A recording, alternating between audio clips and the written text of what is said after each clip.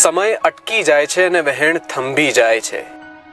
દરિયા ઝૂલે છે અને પર્વત ઝૂકી જાય છે જ્યારે કાગળ અને કલમનો સ્પર્શ થાય છે. સ્પર્શ, અનુભૂતિથી અભિવ્યક્તિ સુધીની સફર. રવિવારે બપોરે 12 વાગે પુનઃ પ્રસારણ રવિવારે સાંજે 8 વાગે.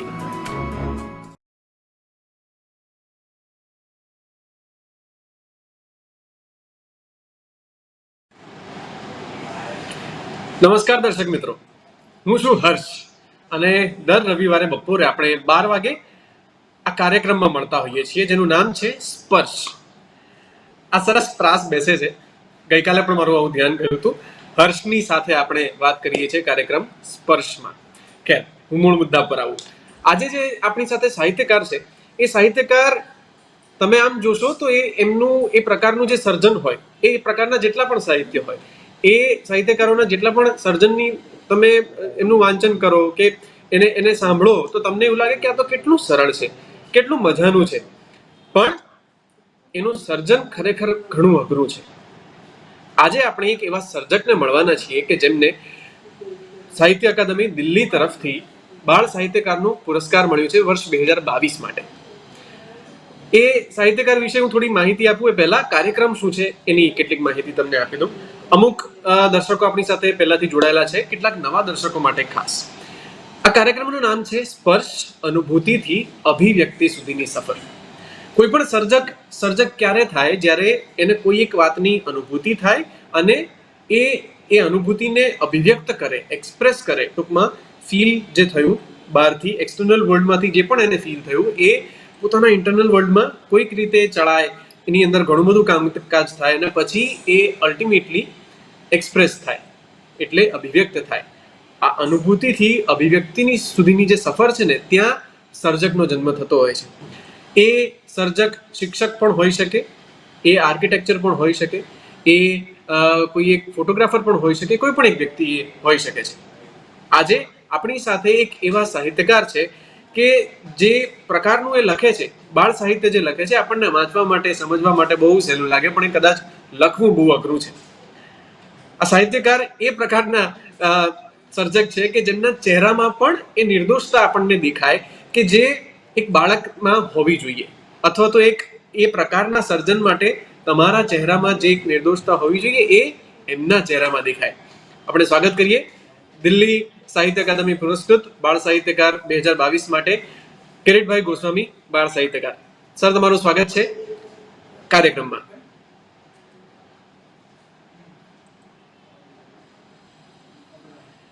આજે આપણે જે વાત કરવાની છે એ છે બાળ સાહિત્ય સર્જન પ્રક્રિયા વિશે, કે જેમાં આપણે કિરીટભાઈ પાસેથી જાણીશું. સર, સ્વાગત છે તમારું. નમસ્કાર જી. તો આજે આપણે બાળ સાહિત્ય સર્જનની પ્રક્રિયા વિશે મારે તમારી સાથે વાત કરવી છે. પણ હું આગળ વધું એ પહેલા મારો સૌથી પહેલો પ્રશ્ન આ છે, જે મને ઘણા સમયથી મનમાં છે, કે ગીજુભાઈ બધેકા છે જેમણે પણ બાળ સાહિત્ય સર્જન કર્યું, રમણલાલ સોની છે જેમણે તો ભાષાંતર અને બાળ સાહિત્ય બંને કર્યું, એ જ રીતે યશવંતભાઈ મહેતા છે અત્યારે, એ પણ કરી રહ્યા છે.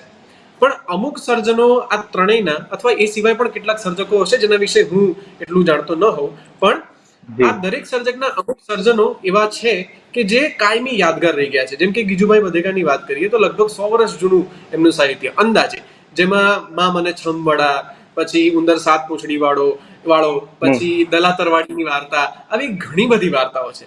વાડી રેવો વાડી, શું કહો છો દલાતરવાડી, એ ઘણું બધું એવું નાનું ઘણું બધું છે.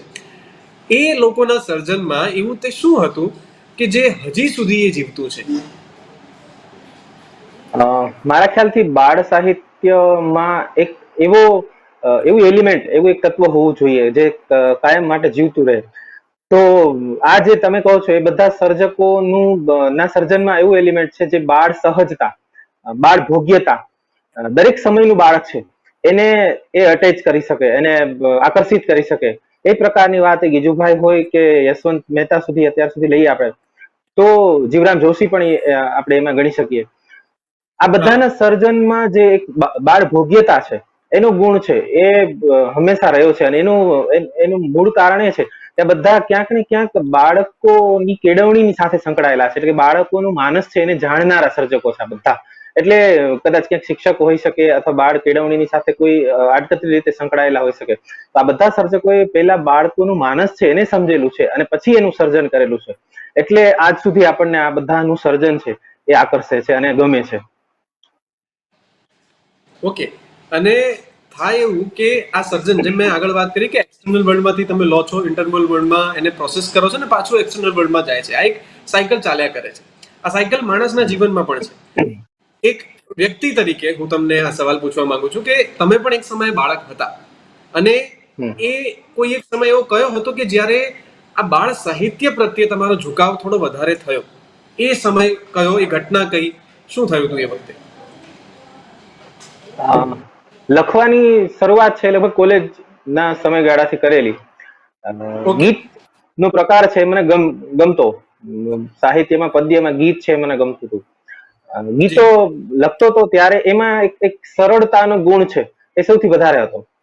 પણ એની પહેલા મારો જે પાયો જેને કહી શકાય કે પાઠ્યપુસ્તકની જે કવિતા છે એ મને બહુ જ ગમતી. જ્યારે હું ભણતો ત્યારે જે ધોરણમાં હું ના ભણતો એ ધોરણની કવિતાઓ પણ છે હું યાદ રાખતો, એ કવિતાઓ વાંચતો, એ પાઠ્યપુસ્તકો સાચવતો.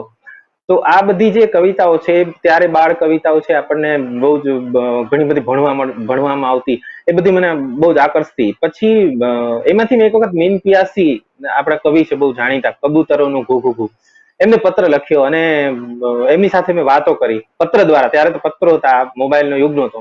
એટલે એમને મને પત્ર લખીને કહ્યું કે ભાઈ તું, મેં એમને કહેલું કે મારે પણ આવું કંઈક કવિતા લખી દાદા. એટલે એમને કહ્યું કે તું કંઈક મને મોકલ. એટલે મેં પત્રમાં પાછી કવિતાઓ મોકલી. તો એમણે મને પહેલી વખત એવું કહ્યું કે તું કંઈક જે લખે છે એમાં કંઈક બાળકનું તત્વ છે એ આરોપિત છે, એમાં કંઈક બાળક જેવું કંઈક છે, એટલે તું બાળકો માટે લખીશ તો વધારે એમાં સફળ થાય. આઈ મીન કદાચ ભવિષ્યવાણી કહો કે જે કંઈ કહો, શુભેચ્છાઓ કહો, એ સમયમાં એમણે મને કહેલી. પછી જ્યારે પણ હું લખતો તો કૃષ્ણભાઈ ઇવન, પછી ગીતા પરીખ, આ બધા મોટા વ્યક્તિઓએ મને આ વસ્તુ કહી કે તારા સર્જનની અંદર બાળક લક્ષિતા છે, બાળકને કેન્દ્રમાં રાખી શકાય એમ છે. એટલે મારો આત્મવિશ્વાસ છે એ વધતો ગયો અને જે સહજતાથી આવ્યું બાળકોની સાથે રહેતા. પછી બાય પ્રોફેશન પણ હું શિક્ષક તરીકે જોડાયો અને બાળકોની સાથે મારે 24 અવર્સનો નાતો થયો.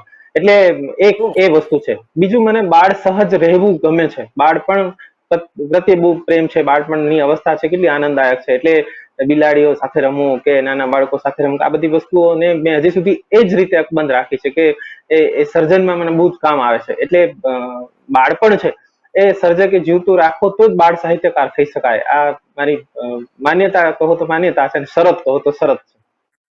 વાહ. અને મને એ જાણવું છે કે કોલેજ કાળથી તમે લખવાનું શરૂ કર્યું, પણ જ્યારે તમે ભણતા હતા, સ્કૂલમાં હતા, એ સમયે તમને બાળ સાહિત્ય વિશે એવો કોઈ એ સર્જન પ્રત્યે તમને કોઈ લગાવ હતો, કોઈ લાગણી કે ભાઈ મને આ ગમે છે, કે બસ તમે એ વખતે ખાલી ભણતા હતા? કોલેજ વખતે તમને અંદાજ આવ્યો? ના, હું જયારે હાઈસ્કૂલમાં કે પ્રાથમિક શાળામાં ભણતો હતો ત્યારે પણ મેં તમને વાત કરી મીન પિયાસીની કબૂતરોનું ઘૂઘુ કવિતા છે, પછી એક બિલાડી ને એ બધી કવિતાઓ તો આપણે બધા, એટલે કવિતા પ્રત્યે એક પ્રેમ છે એ તો જ્યારથી સમજ આવી કે એક સંવેદનાઓનો વિકાસ થયો ત્યારથી પહેલેથી એ હતો. અને એને ગાવી, એના ચિત્રો જોઈ અને શબ્દોમાંથી ચિત્રો બનાવવા, આ બધી એક પ્રોસેસ છે કે કદાચ એને જેને શરૂઆતનો સમય કહી શકાય. આપણું ચિત્ર હવે પછી ભવિષ્યમાં કંઈક થવાનું છે એની પૂર્વેની જે કઈ ભૂમિકા છે એ ભૂમિકા કદાચ એ હશે કે હું એના ચિત્રો બનાવતો, એના કવિતા પાઠ્યપુસ્તકોમાંથી જોઈ અને એની ચિત્રોની નકલ ઉતારતો. આ બધી જે પ્રોસેસ છે થતી. એટલે કાવ્ય પ્રત્યે કે બાળ વાર્તા પ્રત્યે બહુ જ પ્રેમ છે એ જ્યારે બાળ અવસ્થા હતી ત્યારથી જ છે. અને હજી પણ અવસ્થા તો બાળકની જ છે, માત્ર શરીર મોટું થયું, મન બાળકનું, દિલ બાળકનું રહ્યું. હાઈટ તમારી કદાચ 5-6 ફૂટ થઈ ગઈ હોય, પણ મન હજી પેલું 1 ફૂટની હાઈટ પર ત્યાં જ છે, એ જગ્યાએથી હલ્યું નથી. તો હવે તમે જે વાત કરી એ પરથી હવે મને એક જરા જુદો સવાલ એ સૂચે છે કે પાઠ્યપુસ્તકમાં જે કવિતાઓ આવે અને એનો ખાસ જે પદ્ય વિભાગ હોય એમાં એક બે ભજનો પણ હોય. હિન્દી હોય તો પણ એમાં ભજન હોય, ગુજરાતીમાં પણ ભજન આવતા, ઇંગ્લિશ હોય તો એમાં પણ એ પ્રકારની કોઈ કવિતા આવતી હોય. હવે મને સવાલ એ થાય છે, કારણ કે મને નાનપણમાં આ પ્રકારના વિચારો આવતા. મારી બહેન પણ જ્યારે સ્કૂલમાં હતી ત્યારે પણ મને એ પ્રકારનો એક સવાલ થયો હતો કે શું બાળકોને જે લેવલની આધ્યાત્મિકતા અથવા તો જે ધાર્મિકતાની વાત એમાં અથવા ભક્તિની વાત એ જે તે ભજનમાં કે કવિતામાં કરવામાં આવે છે, જેમ કે અખાના છપ્પા શીખવાડવામાં આવે, મીરાબાઈનું ભજન આવે, હવે આ બધી વસ્તુઓ મોટા લોકોને પણ તરત નથી સમજાતી. તો શું આ પ્રકારનું સર્જન બાળકો સમજી શકે છે ખરા કે નહીં, મારે એ જાણવું છે. હું નતો સમજી શક્યો. હા, એટલે આ મુદ્દો વિદ્યાર્થી અવસ્થામાં મને પણ સ્પર્શ કરી ગયો તો જેમ તમને સ્પર્શે છે એમ. અને પછી આ બંનેમાં સાહિત્યમાં અને શિક્ષણમાં જોડાયા પછી આ વાત મને પણ બહુ જ આમ ખૂંચે એવી લાગી છે કે ભાઈ વિદ્યાર્થીઓનું માનસિક લેવલ છે કે સંવેદનાનું લેવલ છે એનાથી ઉપરના આ પાઠ્યપુસ્તકો છે. અને મુદ્દા જે આપણે જેમ તમે કહો છો કે ભક્તિની કવિતા છે, વૈરાગ્યની કવિતા છે, તત્વજ્ઞાનની કવિતા છે, એ એની ઉંમરને અનુરૂપ નથી. એટલે ચોક્કસ એ પણ હેતુ એ હોય છે કે પાઠ્યપુસ્તકના જે અમુક ક્રાઇટેરિયાસ હોય છે તો એમાં બાળકોને શરૂઆતમાં કંઈક પ્રાર્થનાઓ આપવામાં આવે, પણ આપણે પ્રાર્થનાઓને બદલે આ જે તત્વજ્ઞાન છે કે જીવન નર્થ છે ને એમાં કઈ રસ નથી નાન છે એ પ્રકારના જે વૈરાગ્યની વાતો કરીએ છીએ એ મારા ખ્યાલથી બહુ સારી વાત ના જ કહેવાય. એક ઈશ્વરને યાદ કરવાની એક બાળભોગી પ્રાર્થના છે, એનાથી પાઠ્યપુસ્તકની શરૂઆત થાય. માના કાવ્યથી પણ શરૂઆત થઈ શકે, એવું જરૂરી નથી કે ઈશ્વરને યાદ કરો, માને યાદ કરો તો ઈશ્વરને જ યાદ કરો, અને બાળક માટે તો માં જ ઈશ્વર છે. એટલે આ પ્રકારનું પાઠ્યપુસ્તકની રચના કરનારાઓ જે છે એમને પણ મારી વાત એમના સુધી પહોંચે તો આ પ્રકારનો એક એરિયા છે એ નક્કી કરે. અને જે ખાસ આ ત્યાગ, વૈરાગ્ય અને નર્થતાની જે બધી વાતો છે એ બધી પાઠ્યપુસ્તકમાંથી દૂર થાય તો બાળકને કંઈક સારી વાત છે એ મળશે, જીવન વિશે કંઈક પોઝિટિવ વાત છે એ એના દ્વારા મળશે. પેલું અંગ્રેજીમાં કહે છે ને કે live life to the fullest, એ પ્રકારની જો કોઈ કવિતા, કોઈ રચના મળે તો એ તો મૂકવી જ જોઈએ એમ. નહીં કે માત્ર વૈરાગ્ય. જો કોઈ જોઈ રહ્યા હોય તો એમને પણ તરફથી હું એક નિમિત્ત બનીને તમારા સુધી આ વાત પહોંચાડું છું. હવે પછીનો પ્રશ્ન કિરીટભાઈ એ છે કે મેં સામાન્ય લોકોમાં બહુ જોયો છે કે બાળ કવિતા અથવા બાળ વાર્તા એને ઇઝ ઇક્વલ ટુ બોધ કથા અથવા બોધ કવિતા એવું એ લોકો ગણી લે છે અને બસ એ જ બાળકોને ગાયા કરે છે. આ કરવું જોઈએ કે નહીં એ મારે પૂછવું છે. સાહિત્યિક ધોરણો ના માપદંડથી આપણે જોઈએ કે બાળ સાહિત્ય છે એનો પ્રથમ હેતુ છે, અલ્ટિમેટ હેતુ છે એ બાળકને આનંદ કરાવવાનો, એ વાર્તા હોય કે કવિતા હોય. બોધ એ એની આડ પેદાશ છે. બોધ જો વાર્તાની ઉપર ચડી બેસે તો મારા ખ્યાલ મુજબ, મારા મત મુજબ એ કૃતિ નિષ્ફળ કહેવાય. બોધ આપવા માટે તમે એને એ વસ્તુને, જેમ કે કપડા છે એ મહત્વના નથી, માણસ છે તો કપડા છે, એમ બોધ છે એ મહત્વનો નથી, કૃતિ છે એમાં બોધ છે એ આડકતરી રીતે તમે વણી લો તો પણ ચાલે, ન વણો તો પણ ચાલે. કંઈક ને કંઈક શીખવાનું તો દરેક કવિતામાંથી, જેમ કે રમેશ પારેખની કવિતા છે, બા મને ચપટી વગાડતા આવડી ગઈ, મારી ચપટી વાગે છે પટ પટ પટ, તો કોઈ એમ કે આમાં શું આપણને બોધ મળે? બાળક માટે તો આ પણ બહુ મોટી વસ્તુ છે. એક તો એક કૌશલ, એક ચપટી વગાડતા આવડી ગઈ એ વસ્તુ એમાંથી એ છે. અવાજ કેવો છે, અવાજ ને શીખવાના રવાનુકારી શબ્દો છે, કેટલી બધી વસ્તુ એમાં શીખાય છે. પણ આપણે બાળ સાહિત્યને સારી રીતે જાણતા નથી, સાચી રીતે જાણતા નથી, એટલા માટે એવું કહે છે કે એમાં તો શું હોય કે આમ બસ આવી બધી વાતો કરી દે ને સરળતા છે એટલે બહુ ઈઝી છે અને એમાં કઈ બોધ નથી. એટલે બોધ કથાઓ કે બોધ કવિતાને પણ બોધનું એક માધ્યમ બનાવીને એની ઉપર એવો બોધનો રસ આપણે રેડી દીધો અને એક સમય એવો આવ્યો કે આપણે એટલું બધું બોધપ્રદ સાહિત્ય છે રચાવા માંડ્યું કે બાળક છે એનાથી ભાગવા લાગે. કેમ કે બોધ આપવો છે મોટાઓને પણ નથી ગમતો, કેમ કે કથાકારો છે એ પણ સીધો બોધ નથી આપતા, મોટા વ્યક્તિઓને જે બોધ આપે છે એમાં પણ કંઈક ઉદાહરણો આપે છે, કંઈક ટૂચકા સંભળાવે છે, તો બાળકને તો બોધ ક્યાંથી પૂછાય? એટલે મારો જવાબ અથવા મારો મત છે, અને બહુ જ બાળ સાહિત્યની સાથે જે બહુ સારી રીતે સંકળાયેલ છે દરેકનો મત એવો છે કે બોધ એ બાળ સાહિત્યનો પ્રથમ હેતુ ના હોઈ શકે.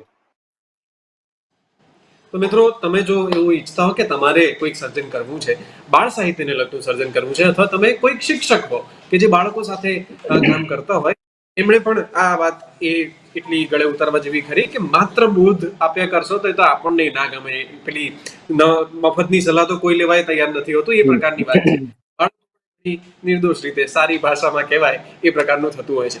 પણ કિરીટભાઈ, મારે સવાલ હવે પછીનો જે આમ તો પહેલો જે પૂછ્યો એને લગતો જ છે, પણ હવે આ 21મી સદીની આસપાસનો સવાલ એ છે.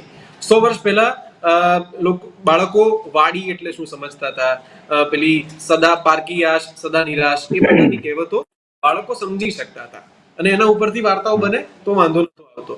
તો હવે આ સમયમાં એકચ્યુઅલી માણસ એવો ને એવો જ રહ્યો છે, ખાલી એની આસપાસના ટૂલ્સ બદલાયા છે. એ આજથી 100 વર્ષનો પહેલાનો હોય કે 200 વર્ષ પહેલાનો હોય, લાગણીઓ એની જ છે, ખાલી ટૂલ બદલાયા છે અને એની સાથે બધું બદલાયા કરે છે. કોઈ પણ સર્જનને યાદગાર કરવું હોય તો એના માટે એ સર્જનની અંદર શું હોવું જોઈએ? સમયની સાથે ચાલવું, આ સૌથી મોટી પહેલી શરત છે.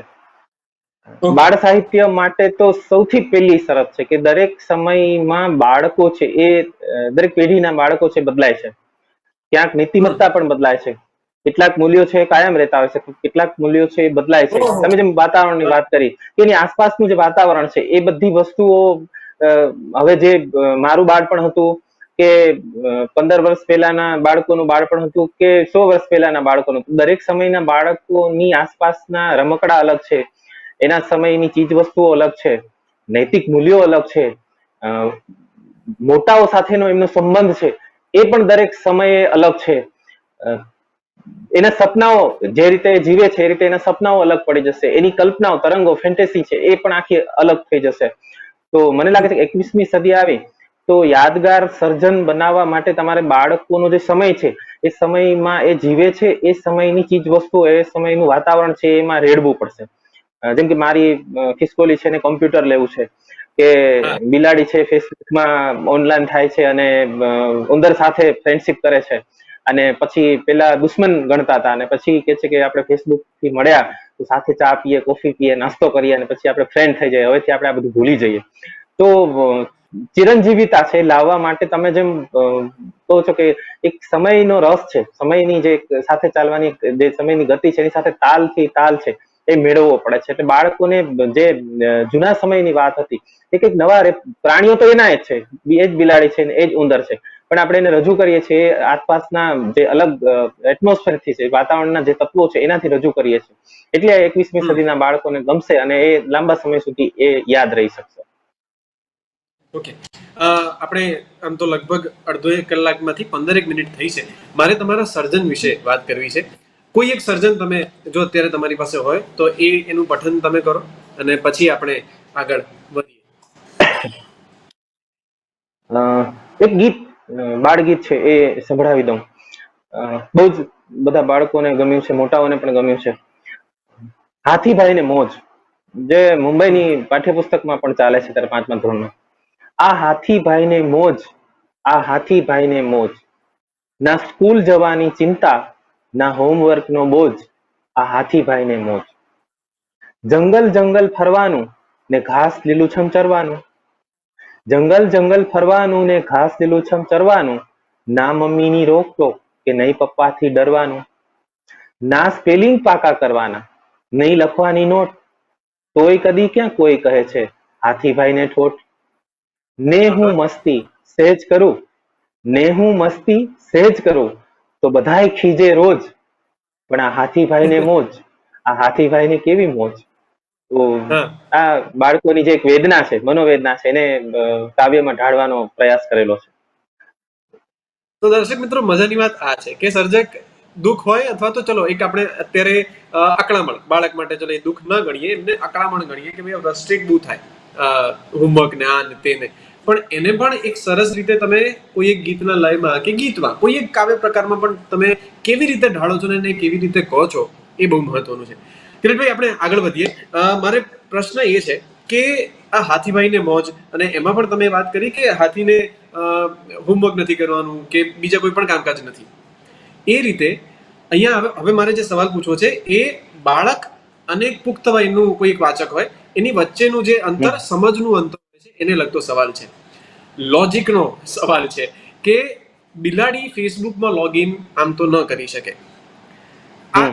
આ તો કલ્પનાની વાત થઈ કે એને કર્યું, એ આપણે ધારી લઈએ તો થાય, પણ અમુક વાર એવું થાય કે સાવ ઇલોજિકલ બાબતો હોય, તો શું કવિતામાં, બાળ વાર્તામાં આવી ઇલોજિકલ વાત કરીએ તો બાળક એને સ્વીકારે છે કે નહીં? બિલાડી કે જે તમે વાત કરી ઉંદર કે ફેસબુકમાં લોગિન થાય, એ એની આસપાસના પરિચિત છે. પણ ઇલોજિકલ એટલે એટલું બધું તમે અતિશય જે પેલી કલ્પનાશીલતા છે એમાં સરો, અને ખાસ તો જે જીવનથી વિમુખ બનાવે એ પ્રકારની જો વાત હોય તો એ બાળક છે એને ન સ્વીકારે. મોટાઓ તો ન સ્વીકારે એ તો, પણ મને લાગે છે કે બાળકને આપણે બાળ સાહિત્ય જયારે લખીએ છીએ ત્યારે એક બહુ જ અગત્યની જવાબદારી છે. આ કામ છે એ થેન્કલેસ જોબ છે આમ તો, પણ એમાં એક બહુ જ જેને કહેવાય ને કે રિસ્પોન્સિબિલિટી નો એક થપ્પો તમારી પર લાગેલો છે. તો તમે લોજિક એ પ્રકારનું લઈ આવશો કે જે બાળકને સ્વીકાર્ય હોય. જો એ બાળકને સ્વીકાર્ય ના હોય, અથવા તો એવી કોઈ વાત છે કે જે સરેરાશ જીવન છે એનાથી કોઈ નીચે જતું, એને કોઈ અભદ્રતા કે બાળકના વિકાસમાં કઈ વિઘ્નરૂપ બને એવી કોઈ વાત હશે તો એ ચોક્કસ એ બાળ સાહિત્યમાં ઉપકારક નથી. પણ પ્રાણીઓ છે એ બધા રાજા હોય, સિંહ જંગલનો રાજા હોય, કે એ કમ્પ્યુટર કે મોબાઈલ કે વાપરતા હોય, કે વરસાદમાં એ છત્રી ખોલતા હોય, કે સ્કૂલ જતા હોય, ઇવન તો આ બધી વસ્તુઓ છે એ તો બાળકોને ગમે જ છે, અને ઇવન મોટાઓને પણ ગમે છે. આપણે મોટાઓ પણ ફિલ્મોમાં કે બધી વાર્તાઓમાં કલ્પનાઓ તો જોઈએ જ છે. કલ્પનાનો રંગ તો સાહિત્યમાં હોય જ છે. સાહિત્ય એ વાસ્તવિક ચિત્રણ નથી, એમાં કલ્પનાનો કવિ કે લેખકનો રંગ છે એ અમુક ટકા ઉમેરાયેલો છે. એટલે બાળ સાહિત્યમાં પણ અમુક ટકા રંગ છે એ ઉમેરાયેલો હોવો જોઈએ. બિલકુલ પેલું તમે જે કહો છો ઇલોજિકલ છે એ ન હોવું જોઈએ. હા, તો હવે મને સવાલ વધારે મેં આગળ પૂછ્યું એ પ્રમાણેનો છે કે 21મી સદીમાં ડિજિટલ વર્લ્ડ ને આ ને તેને ઘણું બધું છે. એમાં માધ્યમની વાત કરીએ, મીડિયમ કહો તો એ આ સાહિત્ય, જે બાળ સાહિત્યનું મીડિયમ અત્યારે વધારે પડતું જોવા જાવ તો બાળકો પણ ફોનમાં ક્યાંક છે. એ લોકો પણ ફેસબુક કદાચ ક્યાંક વાપરે છે, પણ મમ્મી પપ્પાનું વાપરતો હોય ને એમ. હવે આ સમયમાં તમે પુસ્તકો થકી બાળ સાહિત્યને પાછું જીવતું કર્યું છે, અથવા તો જીવતું પણ નહીં, પોપ્યુલર કર્યું છે પુસ્તકો થકી. એ પડોજણ તમારી શું હતી? કેવી રીતે તમે આ ડિજિટલ વર્લ્ડ થી સાવ વિમુખ, આમ તમે ઉપરથી જુઓ તો બાકી પુસ્તકો ગાયબ નથી થવાના, નહીં થાય, પણ ડિજિટલ વર્લ્ડ થી સાવ વિમુખ થઈને પુસ્તકો થકી આ બાળ સાહિત્યને કેવી રીતે પોપ્યુલર કર્યું છે? પેલી વસ્તુ તો સર્જનમાં સમયનો એક જે છાંટ છે, આખી એની અસર છે એ લઈ આવ્યો છું. બાળકોના મનમાં જે વાત છે એ વાત મેં કરી છે. બધા જ ટાઇટલ્સ છે મારા એ રીતે છે. પછી એમાં ચિત્રો સરસ મૂક્યા છે, રંગ પૂરી શકાય એ પ્રકારની એક સ્પેસ છે રાખી છે. બહુ બધા પુસ્તકો છે. અને બીજી સૌથી મહત્વની વાત એ કે હું બાળકોની સામે સતત ગયો છું. આખું ગુજરાત હોય કે ગુજરાત સિવાયના 2-3 રાજ્યો છે, ત્યાંની સ્કૂલો છે, એમાં નાના જે પ્રાથમિક શાળાના બાળકો છે, 12 વર્ષની સુધીના, એ બાળકોની વચ્ચે સતત એમને કાર્યક્રમ આપવા માટે, પછી 25 બાળકોની સ્કૂલ હોય, કોઈ નાના એક કસ્બાની સ્કૂલ હોય, દિવ્યાંગ બાળકોની સ્કૂલ હોય, કેન્સર વાળા બાળકોની સ્કૂલ હોય, ક્યાંય મેં ના પાડી નથી. બધા બાળકો સુધી હું પહોંચ્યો છું. દરેક બાળક સુધી હું પહોંચ્યો છું. તો બાળક ને સામેથી એમ થાય, હું તમને એક અનુભવ કહું. એક સ્કૂલની અંદર કાર્યક્રમ આપી બાળકોને, અને પછી સીડી ઉતરતો હતો તો એક છોકરો છે દોડતો આવીને મને પૂછે છે કે સર તમે આટલી બધી સરસ કવિતાઓ અમને સંભળાવી, વાર્તાઓ સંભળાવી, આટલા કિસ્સા સરસ ગયા, તો અમને બહુ મજા આવી, નાચવાની મજા આવી, ગાવાની મજા આવી, કવિતા યાદ પણ રહી ગઈ તરત જ. પણ એ ચોપડી હોય તો તમારું કઈ પુસ્તક છે? એટલે આ ઉદાહરણ મેં એમના શિક્ષકોને પણ કહ્યું કે જો બાળકોને ચોપડીઓ ગમે છે, આપણે એમ કહીએ છીએ કે એને પુસ્તકો વાંચવા નથી ગમે છે, પણ આપણે એમને જે ગમે છે એ પ્રકારનું આપ્યું નથી, એટલે પુસ્તકોથી વિમુખ થયા. તો પુસ્તકો ચોક્કસ એટલા માટે હું સફળ ગયો કે જે કઈ કુદરતની મહેરબાની છે કે મેં બાળકોને જે ગમે છે, એના મનમાં, એના હૃદયમાં જે છુપાયેલું છે, એ બધી વાતનો સ્પર્શ મેં કરેલો છે, અને એમના સુધી હું રૂબરૂ પણ ગયો છું. એટલે મારા પુસ્તકો છે એ લોકપ્રિય થઈ છે. ઓકે, અને સર હવે આપણી પાસે સમય આમ ઓછો છે, એટલે 1-2 સવાલો મેં જે નક્કી કર્યા હતા એ પ્રમાણે હું થોડાક વચ્ચે કાપું છું. પણ હવે પછીનો મારો સવાલ એ છે કે મોટા ભાગના સાહિત્યકારો, પ્રખ્યાતની વાત નથી કરતા, હું ખાલી સાહિત્યકારોની વાત કરું છું. કોઈ પણ વ્યક્તિ એ સાહિત્ય સર્જન કરે છે, અથવા ચલો આપણે સાહિત્યકારનું કદાચ ભારે વિશેષણ તેમને ન આપીએ, પણ કશુંક સર્જન એ કરે છે, કંઈક લખે છે, કંઈક ગાય છે, પણ એ બાળ સાહિત્યને લગતું એટલું નથી હોતું. એ બાળ ગીતો પણ એમાં આવી જાય છે. બાળ કવિતાઓ લખવી કે ગીતો ગાવા, પરફોર્મ કરવા, એ પણ મારા ધ્યાનમાં, કદાચ હું ખોટો હોઉં એવું બને, પણ એટલું ધ્યાનમાં નથી આવ્યું. આ સાહિત્યકારો અથવા સર્જકો બાળ સાહિત્યને પોતાનું મીડિયમ બનાવવા માટે કેમ એટલા તત્પર નથી હોતા compared to love stories, crime, thriller, એમાં બહુ બધા લોકો છે. બાળ સાહિત્યમાં કેમ ઓછા છે? બહુ સ્પષ્ટ વાત છે જો બાળ સાહિત્યમાં તમે આવો તો, કે પહેલી વસ્તુ મેં હમણાં થોડી વાર પહેલા જ કહ્યું કે એક થેન્કલેસ જોબ છે આ. બીજું એ જવાબદારીની વસ્તુ છે. તમે મોટાઓ માટે તમે કઈ લખશો ને એ મંચ ઉપરથી રજૂઆત કરશો તો બધા તમને વાહ વાહ કરશે, તમારું નામ યાદ રાખશે. બાળકોને સાચી વસ્તુથી મતલબ છે, કવિથી મતલબ નથી, વાર્તાકારથી મતલબ નથી. બાળકોને કવિતામાં મજા પડી એટલે એ કવિ કોણ છે એની સાથે મતલબ નથી, એટલે તમારા નામ સાથે મતલબ નથી. એ તમને ખોટું પુરસાવશે નહીં, વાહ વાહ નહીં કરે. તો આ વાહવાહી મોટા ભાગના સર્જકોને જોતી હોય છે, એના ચાહકો જોતા, એના ફેન્સ જોતા હોય છે. એ એમના નામ દ્વારા યાદ રાખે, એની સાથે ફોટો પડાવે, એના ઓટોગ્રાફ લે. આ બધું બાળ સાહિત્યમાં નથી. પછી એમાં બહુ જ વારંવાર લેસન કરો કે બાળકોમાં જાઓ, કોમ્યુનિકેટ કરો તો ખબર પડે કે બાળકોને મેં લખ્યું છે, બાળકોને ખરેખર સમજાય છે. આપણે એમ કહી દઈએ કે મેં બાળકો માટે આ વાર્તા લખી, આ બાળ વાર્તા છે, આ બાળ ગીત છે. તમે બાળકોની સામે રજૂ કરો ત્યારે ખબર પડે કે બાળકોને આમાં કઈ સમજાતું નથી, તો તમે નિષ્ફળ છો. એટલે આ પ્રકારની જે વારંવાર લેસન કરવાની વૃત્તિ છે એ સાહિત્યકારોમાં ન હોય તો પણ એ બાળ સાહિત્યમાં ન આવે. બાળકો સાથે પ્રેમ, આટલા બધા બાળકોની સાથે પ્રેમ, એમની સાથે એક જેને કહો ને કે 24 કલાકનો એક નાતો છે. તમને જે કઈ સપનું આવે છે એ પણ બાળકના પ્રમાણમાં, તમારી એક જીવનશૈલી છે બાળકની જેમ એક ઢળી જાય, આખી એક ઢાંચામાં ઢળી જાય, બાળકના ઢાંચામાં. એ પ્રકારની આખી જવાબદારી ભરેલી એક આખી પ્રોસેસ છે. તો મોટાઓ માટે લખવું કદાચ સરળ છે, બાળકો માટે પહેલેથી જ આપણે કહેવાય કે બાળ સાહિત્ય ડાબા હાથનો ખેલ નથી. એટલે બીજા બધા સાહિત્ય પ્રકારોમાં ગમે તે વાત કરી શકાય છે. બાળકો માટે વાત કરવી છે ત્યારે બહુ જ ધ્યાન રાખવું પડે છે. અને સૌથી અગત્યની વાત કે જે મેં પેલું કહ્યું કે આમાં યશ, નામના, કીર્તિ એ બધાથી પર હોય એને જ બાળ સાહિત્યની અંદર સ્થાન છે, અને એ જ બાળ સાહિત્યમાં આગળ વધી શકે છે. એટલે બાકીના સ્વરૂપોમાં એ બધું છે, જ્યારે આમાં એ બાળક છે, તમારો પેલો ભાવક છે કે શ્રોતા છે, દર્શક છે, જે કંઈક હોય, અને બાળક છે એ તમારી કૃતિ છે એને જ 100% સ્વીકારશે. જો એને નહીં ગમે તો સીધું ના પાડશે કે આમાં કઈ મજા ન આવે. ત્યારે પેલામાં આ બધી ખોટા વાહ વાહ ને પીઠ થાપાડવી, ક્યાં વાત છે, એ આમાં નથી મળતું. એટલે બાળ સાહિત્યમાં બહુ લોકો છે એ મારા ખ્યાલથી અહીંયા નથી આવતા. તો દર્શક મિત્રો, તમારે અહીંયા બે વસ્તુ પકડવાની છે. એક તો જો તમે સર્જક હોવ, અને એવું જરૂરી નથી કે તમે બાળ સાહિત્યને લગતું જ કંઈક ક્રિએટ કરી રહ્યા છો, તમે કોઈ પણ પ્રકારના એક ક્રિએટર છો અને તમે સ્ટેજ પર જઈને અથવા કોઈ પણ એક જગ્યાએ જઈને તમે તમારી વસ્તુને પરફોર્મ કરો છો અથવા એનું પઠન કરો છો, કોઈ પણ, ત્યારે તમે જો એવી એક્સપેક્ટેશન રાખશો કે સામેની વ્યક્તિ મને બિરદાવશે જ, તો કદાચ એવું ના બને. એવું થઈ શકે. એક દર્શક તરીકે અથવા એક ભાવક તરીકે જો તમે એવું ધારી લો અથવા એવું જ કરો કે જે તે વ્યક્તિ, જે પણ વ્યક્તિ સ્ટેજ ઉપર કે ગમે ત્યાંથી બોલી રહ્યું છે, પરફોર્મ કરી રહ્યું છે, મને એ વ્યક્તિ કરતા એની વાતચીતમાં, એની કૃતિમાં વધારે રસ છે, તો તમને એક ભાવક તરીકે પણ વધારે આનંદ મળશે, અને જે ખરા કલાકારો છે અથવા તો જે ખરા ક્રિએટર્સ છે એમને વધારે જગ્યા મળશે. સર, છેલ્લા પ્રશ્નો તરફ હું આગળ વધું. તમારા ગમતા બાળ સાહિત્યકારો કયા કયા છે એ વિશે તમને જેમને પ્રેરણા આપી હોય તે.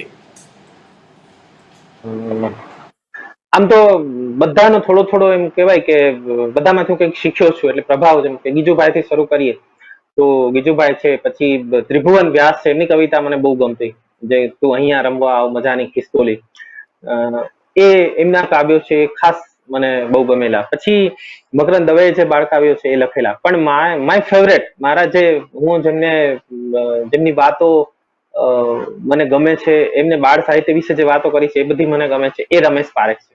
રમેશ પારેખે જે મોટાઓ માટે લખ્યું છે એ તો છે જ, 6 અક્ષરનું નામ છે, પણ હું એને શ્રેષ્ઠ, મારા માટે એક જેને કહેવાય ને કે માય ફેવરેટ, એ રમેશ પારેખ છે. એટલે મારું પોતાનું એક અંગત જે પ્રેમ છે, લાગણી છે, એ બધી જ એક બાળ સાહિત્યકાર એકનું નામ આપવું હોય તો હું રમેશ પારેખનું નામ આપીશ, કે હું એમને બહુ જ પ્રેમ કરું છું, એમના બાળ સાહિત્યને બહુ ચાહું છું. ઓકે. તો મિત્રો તમે રમેશ પારેખ અને એની સાથે સાથે આજે જેટલા પણ કિરીટભાઈએ જેટલા પણ સાહિત્યકારોના નામ લીધા, તમે તમારી નજીકની લાઇબ્રેરીમાં અથવા શાળામાં એમના પુસ્તકો હશે. ગીજુભાઈ છે, જીવરામ જોશી છે, રમણભાઈ છે, યશવંતભાઈ છે, ઘણા બધા સર્જકો, મકરંદ દવેનું પણ તેમણે નામ લીધું. એ સર્જકોનું કશુંક ને કશુંક તમે ચોક્કસ વાંચી શકો. અને કિરીટભાઈ તો ફેસબુક ઉપર પણ તેમની કવિતાઓ, વાર્તાઓ લખે છે, એ પણ ત્યાં અવેલેબલ છે, તેમને પણ તમે ચોક્કસપણે માણી શકો. સર, છેલ્લે જતા પહેલા તમારા કોઈ એક સર્જનના પઠનની સાથે આ કાર્યક્રમને હું વિરામ આપવા માંગીશ, અને એ પછી આપણે વિરામ આપીએ. જી. હમણાં જ જેમને દિલ્હી સાહિત્ય એકેડેમીનો એવોર્ડ મળ્યો, એ પુસ્તક છે ખિસકોલી ને કમ્પ્યુટર છે લેવું. તો એ જે ગીત છે એ પુસ્તકમાં એ જ ગીત છે, ખિસકોલીને કમ્પ્યુટર છે લેવું, ખિસકોલીને કમ્પ્યુટર છે લેવું, જંગલ છોડી અપ ટુ ડેટ ને આગળ સૌથી રહેવું, આ ખિસકોલીને કમ્પ્યુટર છે લેવું. બધા ભણે ને બધા શીખે તો હું કા પાછળ રહું, બધા ભણે ને બધા શીખે તો હું કા પાછળ રહું, કમ્પ્યુટર શીખીને ચાલો પેલો નંબર લઉં, કમ્પ્યુટર શીખીને ચાલો પેલો નંબર લઉં, રહેવું નથી જ છોટ કાગડા ઉંદરડીના જેવું, રહેવું નથી જ છોટ કાગડા ઉંદરડીના જેવું, આ ખિસકોલીને કમ્પ્યુટર છે લેવું. બધી ફાઇલમાં સેવ કરી લઉં ફક્ત રામનું નામ, બધી ફાઇલમાં સેવ કરી લઉં ફક્ત રામનું નામ, થાય ફટાફટ પછી જોઈ લો કેવડા મોટા કામ, થાય ફટાફટ પછી જોઈ લો કેવડા મોટા કામ, ને રામ નામ ને કમ્પ્યુટરથી જીવન શોભે કેવું, રામ નામ ને કમ્પ્યુટરથી જીવન શોભે કેવું, તેથી ખિસકોલીને કમ્પ્યુટર છે લેવું, આ ખિસકોલીને કમ્પ્યુટર છે લેવું. ધન્યવાદ. વાહ મિત્રો, તમે કિરીટભાઈની જેટલી પણ આજે કવિતાઓ સાંભળી, એમની વાત સાંભળી, એના પરથી તમે એટલું ચોક્કસ નક્કી કરી શકો કે જ્યારે એ સર્જન તમે માણો છો ત્યારે એક ધીમો ધીમો રસ મનમાં ઝર્યા કરતો હોય ને એવું ફીલ થાય છે. મને તો થાય છે. કિરીટભાઈ, તમારા સર્જનને ખૂબ ખૂબ અભિનંદન, તમને પણ ખૂબ ખૂબ અભિનંદન. અને મારી એવી અંગત પણ એવી ઈચ્છા છે કે બાળકો તમને ભલે નામથી નહીં પણ પેલા ટોપીવાળા અંકલ સરસ કવિતા કહે છે એ રીતે તમને ઓળખતા થાય. કારણ કે દર્શક મિત્રો, કિરીટભાઈની એક સિગ્નેચર છે એ આ ટોપી છે, તેમની સાથે હંમેશા હોય. ફરી વાર ક્યારેક કિરીટભાઈને ચોક્કસ મળીશું. ત્યાં સુધી હું હર્ષ આ કાર્યક્રમમાંથી અત્યારે વિરામ લઉં છું.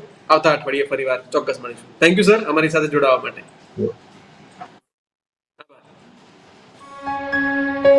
સમય અટકી જાય છે અને વહેણ થંભી જાય છે, દરિયા ઝૂલે છે અને પર્વત ઝૂકી જાય છે, જ્યારે કાગળ અને કલમનો સ્પર્શ થાય છે.